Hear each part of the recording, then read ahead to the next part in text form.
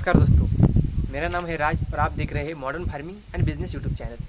तो दोस्तों, आप अगर इस यूट्यूब चैनल पे नए हो तो इस यूट्यूब चैनल को ज़रूर सब्सक्राइब करिए ताकि इसी प्रकार के वीडियोस आपको समय पर मिलते रहे। दोस्तों, मैं इस यूट्यूब चैनल पर खेती रिलेटेड बिजनेसेस, पशुपालन, बकरी पालन, इन पर आधारित वीडियोस लेके आता रहता हूँ। अगर आपको वीडियोस देखना पसंद है तो आप जरूर से चैनल को सब्सक्राइब करिए और वीडियो को लाइक करना बिल्कुल मत भूलिए। दोस्तों, आज मैं आपके लिए एक बहुत महत्वपूर्ण विषय लेके आया हूँ।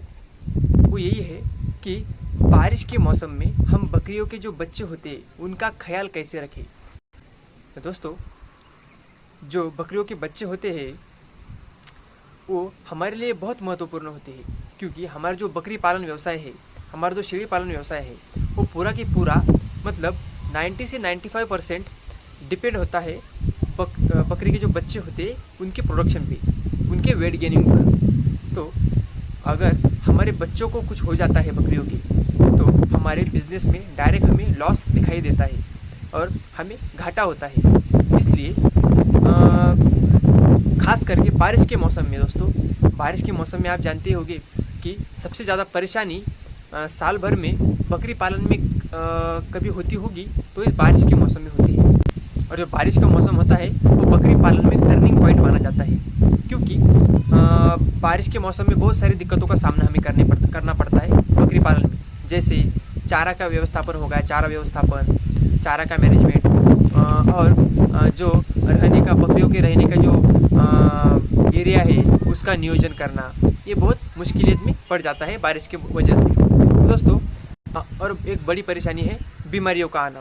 बीमारियों के आने की वजह से, ज़्यादातर बीमारी आने की वजह से इस बारिश के मौसम में बकरी हमारी बीमार पड़ जाती है। और ख़ास करके जो बकरी के बच्चे होते हैं उनमें रोग प्रतिकार शक्ति कम होती है बकरी की तुलना में, तो वो जल्दी बीमार पड़ जाते हैं। और वही बीमारियों से हमें हमारे बच्चों को कैसे बचाना है और बीमारियों की वजह से और उनका ख्याल कैसे रखना है, उनका चारा नियोजन कैसे करना है, इसी प्रकार की सारी जानकारी, और ख़ास करके उनका ख्याल कैसे रखना है, उनकी वेट गेनिंग के लिए हमें क्या क्या करना है, उनका स्वास्थ्य जो हेल्दी रहे इसके लिए हमें क्या करना है, यही पूरी जानकारी इस वीडियो में होने वाली है। तो वीडियो को अंत तक जरूर देखें, स्किप ना करें, क्योंकि मैं आपको जो जानकारी बताने वाला हूँ वो बहुत महत्वपूर्ण है, वो डायरेक्ट आपके फ़ायदे के लिए बहुत महत्वपूर्ण है, इसलिए इस वीडियो को पूरा देखिए।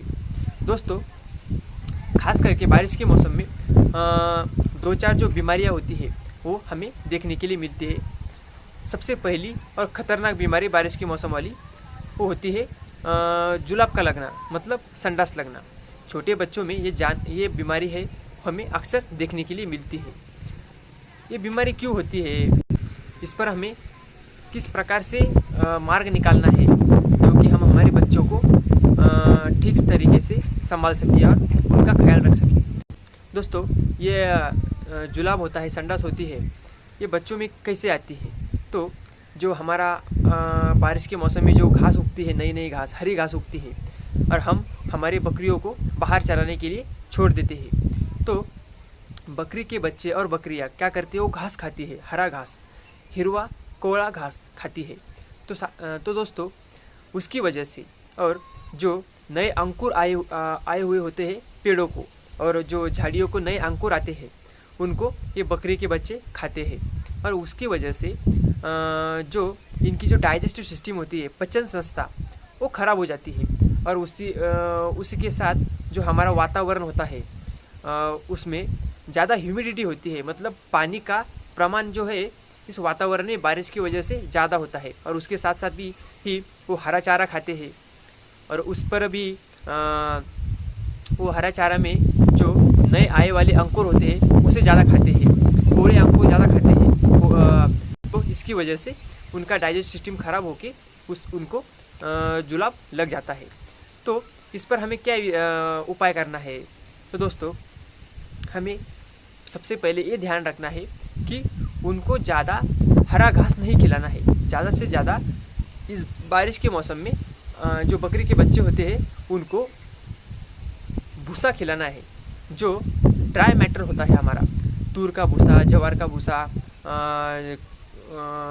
जो ड्राई चारा होता है हमारा स्टोर किया हुआ, उनकी कुट्टी करके ऐसा हमें ड्राई मैटर उनको ज़्यादा खिलाना है। उसके साथ सोयाबीन का भूसा वगैरह ऐसा हमारे पास स्टोर किया होता है, उनको ज़्यादा से ज़्यादा उसे खिलाना है, ताकि उनकी जो खाने की जो स्टेप बाय स्टेप एक नियोजन होता है वो ठीक से बना रहे। क्योंकि एक बार हरा चारा और दूसरी बार सूखा चारा, इस प्रकार से उनकी डाइजेस्टिव सिस्टम है वो अच्छे से वर्क करेगी और उनको संडास नहीं लगेगी। दोस्तों, अगर बाय चांस हमारे बकरी को बच्चों में जुलाब लग गया तो क्या करना है? तो घरेलू इलाज दोस्तों, सीधा सीधा इलाज मैं आपको बताता हूँ, सीधा सीधा उपाय मैं आपको बताता हूँ। वो है कि एनडीएस नामक एक गोली आती है, बहुत कारगर और महत्वपूर्ण गोली है। हम अगर मेडिकल में जाए एनडीएस बोल के, तो वो हमें 10 गोलियों का पैकेट दे देता है। 60 से 80 रुपये के बीच वो पैकेट अभी मिल जाएगा। तो दोस्तों, वो पैकेट में गोली आती है। अगर 4 महीने से छोटा बच्चा है तो हमें एक गोली दिन में 3 बार खिलानी है उस 4 महीने से छोटे बच्चों को। 4 महीने से ऊपर है तो आधी आधी खिलानी है, और एडल्ट है मतलब अच्छा खासा उसकी शरीर की ग्रोथ हुई है तो उनको एक एक गोली 3 बार खिलानी है।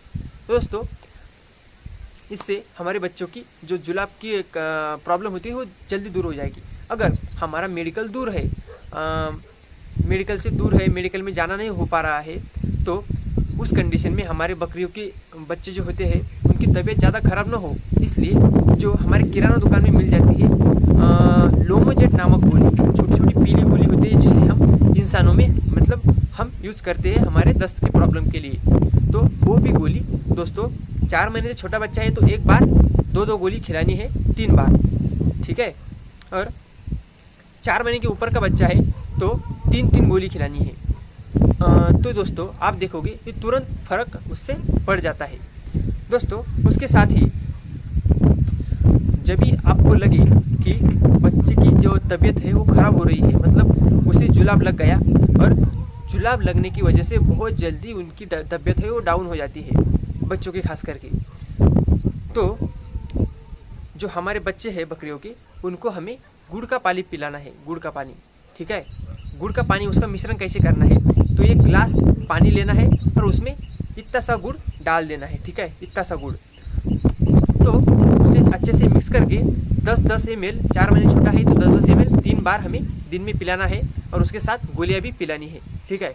तो गुड़ के पानी की वजह से उसकी जो शरीर की डिहाइड्रेशन होती है वो नहीं होगी, और एनर्जी शरीर में बनी रहेगी, शरीर कमज़ोर नहीं होगा। और कमज़ोर अगर शरीर नहीं होगा तो जो एनर्जी है वो लॉस नहीं होगी, और उसकी तबीयत वैसी की वैसी बनी रहेगी, जुलाब की कंडीशन में भी, मतलब संडास की कंडीशन में भी। तो जब तक उसकी संडास की प्रॉब्लम ठीक नहीं हो जाती, हमें उसे गुड़ का पानी पिलाते रहना है और गोलियां भी खिलाती रहनी है, ठीक है। तो दोस्तों, ये थी जुलाब और संडास की प्रॉब्लम।